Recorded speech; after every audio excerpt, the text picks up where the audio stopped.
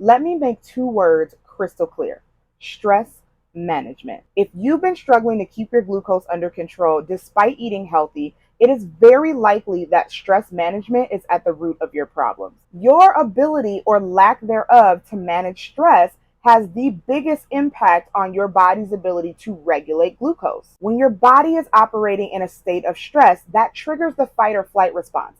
And in this response, that makes your liver start to dump all of its stored glucose right back into your bloodstream, which results in a blood sugar spike or uncontrolled blood glucose levels. But how do you control stress when life seems to be lifing in a way that feels completely beyond your control? I'm glad you asked, because in this video, I'm going to be sharing with you 10 ways to put yourself back into control of your stress levels by using these proven stress management techniques.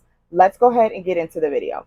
Tip number one is to start your day slow. Now, if you've been following me on Instagram or you've watched any of my other videos, you know that I am a huge advocate for starting your day slow. The reason for this is because the average person will literally jump out of bed and immediately start rushing to get ready for work or checking on the kids or seeing what their spouse needs. The point is, you immediately start thinking about other people before you think about yourself. And when you do that for an extended period of time, which most of us have been doing that for most of our lives, you end up getting into the habit of pouring from an empty cup. And what ends up coming out of that cup is frustration, anxiety, overwhelm, obviously stress, and you're just running on empty all the time because you haven't taken any time to fill yourself up. Not only that, but when the stressors of life start happening, aka dealing with other people's energy, you're not ready for it, which makes you even more stressed out. So, what do you do about it? Maybe you need to start waking up 30 minutes before everybody else so that you have time to just sit in silence. Or before you spring out of bed and get into busy mode, take 5 deep breaths and then get out of the bed gently and slowly. These sound really, really simple, but they're going to make a huge difference in your blood sugar levels because your body's not going to automatically be on such high alert all the time. Number two, eat more whole foods. Now, before you get defensive, I'm not saying stop eating all the foods that you enjoy. What I am saying is just start being intentional about including some of the good stuff. Eating more fruits and veggies are going to make you feel a lot better, and it's also going to give you more lasting energy than if you're filling up on coffee and donuts every single day. Incorporating more whole foods into your everyday meals is not only going to help keep your blood sugar at bay because more whole foods equals more fiber and steady blood sugar levels, but it's also going to prevent you from getting hangry and therefore reacting by eating more processed foods and sugar. You want to do your very best to keep yourself off of that blood sugar roller coaster by simply ensuring that you're eating more of the right things consistently, so that way you can prevent your body from experiencing even more stress from having to process a bunch of toxic foods. Number three is get more sleep. Sleep and stress management are like peanut butter and jelly. They just go together. Eating well and managing stress is going to be a lot harder to do when you're sleep deprived. When you are prolonging sleep or you have inconsistent sleep patterns because you're staying up all night scrolling social media or watching TV, your blood sugar levels are going to suffer. Your body recognizes this as a threat, and therefore it's going to trigger the stress response, which is going to result in higher fasting glucose numbers. One of the best things that you can do in order to get your fasting numbers under control is to set a consistent bedtime and wake time that allows you to get at least 7 to 9 hours of sleep. Stick to this and see how much better you're going to be able to manage your stress and make better food choices all around. Number four is start saying no. This one's for my people pleasers. Those people whose worth is defined by how much they can show up and do for others and how good they can make other people feel by showing that they're dependable and reliable. The people who rely on that feel-good feeling that they get by making other people feel good. I love that you love making life easier for others. And it's probably because you understand how it feels to need help and not have anyone to turn to. However, when you are showing up for others at the detriment of yourself, that is when it becomes a problem. You have to start saying no. And saying no doesn't mean that you'll never again say yes, but you cannot continue taking care of other people if you are not taking care of yourself first. It's the same as we were talking about filling your own cup. You cannot continue to show up for other people and not have anything left for yourself. Having the strength and the power to start saying no to other people so that way you can start saying yes to yourself, that switch in mentality is such a powerful tool, because then as you start to prioritize putting yourself back on your to-do list, you can begin showing up for people again better than you were before. Only this time you have healthy boundaries attached to it. Number 5 is make time for joy. It is really easy to get into the all work and no play mode, or to feel like you have to earn enjoyment. And this on the go society that we live in can make it really hard to step outside of that way of thinking. You need to make time for things that make you smile and laugh and just enjoy being in the moment. Getting wrapped up in the need to always be productive can be detrimental to your ability to manage stress because it doesn't leave room for relaxation. Sometimes you need to have the luxury of being able to let your guard down so you can be in the moment and enjoy life without feeling guilty about it. Health and wellness is about so much more than just eating, sleeping, and working out. There's so much value in pursuing the things that make us happy and fulfilled. Do more of those things.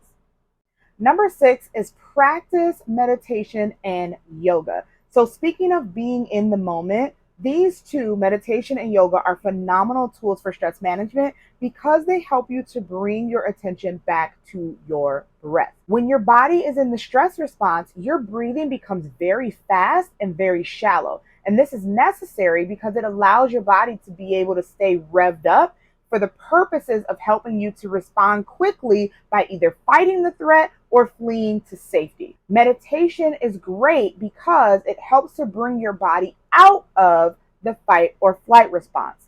Breathing is a phenomenal tool for helping to calm your nervous system down so that your body can return back to a state of homeostasis or relaxation. Yoga, on the other hand, will also incorporate that breathing, which is great, but it's also very helpful for stress management because it allows you to actually move through the frustration or the emotions that you're feeling so that you can release them rather than storing them internally.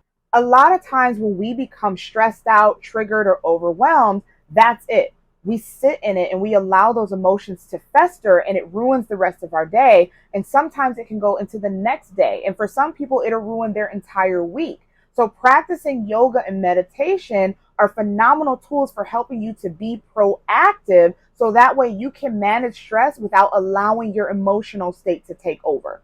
Number 7 is take more walks outside.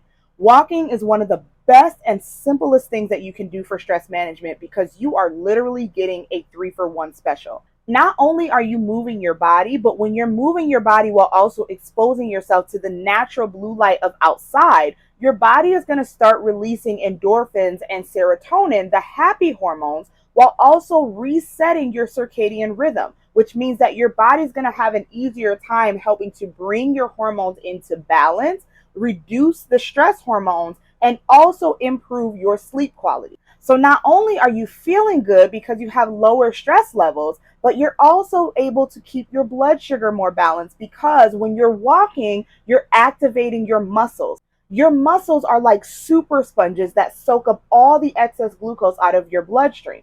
So if you have not started incorporating daily walks into your routine, I highly, highly, highly suggest that you start doing so. Number 8 is spend more time with people who support you.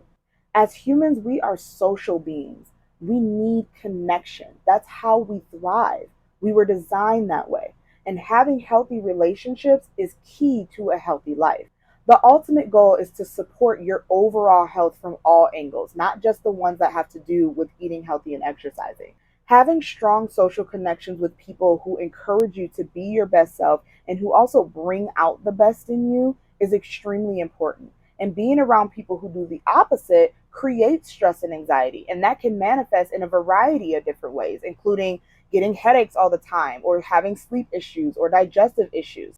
When we think of relationships, we automatically think of romantic relationships with a partner or a spouse, which most certainly can have a monumental impact on your mental health and overall well being. However, the way that you interact with your parents or your coworkers, your family in general, your siblings, your children. That is a reflection of your inner well being and also a vital part of your health and longevity. Number nine is take more breaks. You cannot keep running yourself into the ground and think that your blood sugar is going to be okay. In fact, you can't continue to run yourself into the ground and think anything in regards to your health is going to be okay. It's not. And if you don't start voluntarily incorporating more breaks throughout your day, your body is going to force you to, and you're not going to like it. I know you may pride yourself on being able to work well under pressure, but that's called chronic stress. And that's only going to lead to extreme burnout if you're not there already. Now, let me be clear. Taking a break does not mean trading your tedious task for something a little less tedious. A break means to discontinue doing something for a period of time so you can instead prioritize rest. That way, when you go back to revisit it, you will feel rejuvenated and you'll have the ability to produce a better outcome because your needs have been met and your body is able to function optimally.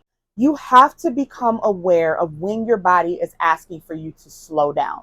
And that doesn't mean you're quitting. It just means that your body is needing a little bit more attention from you right now. And finally, number 10 is ask for help. You are not Superman or Superwoman. You were not designed to have to carry it all and do all the things on your own. Asking for help does not make you weak. It makes you human. And it also allows you to take the pressure off yourself of thinking that you always have to have it all together. You don't. In fact, you can't. Sometimes you need somebody to come and help you out. Sometimes you don't have all the answers or the tools, and that's okay. That just opens up the door for you to be able to collaborate with someone who can help you help yourself. This is especially true when it comes to navigating diabetes because there are so many pieces to the puzzle of blood sugar regulation, and that in and of itself is enough to keep anybody stressed out. If you need help, you have to put your pride aside and ask for it.